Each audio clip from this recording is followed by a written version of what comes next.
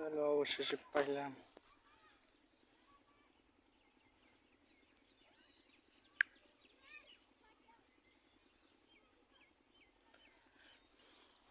দেশ গ্রামের অনেক ভাইয়েরা আছেন, দেখেন তো এটা কিসের ডিম, এটা কি পাখির ডিম দেখি বলতে পারেন কিনা, দেখি বলেন তো এটা কোন পাখির ডিম হতে পারে,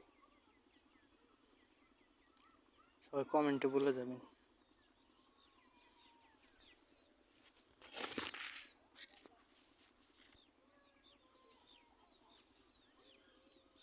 না ধরবো না, ধরলে হয়তো এই পাখিটা ডিমটাকে আর নেবে না।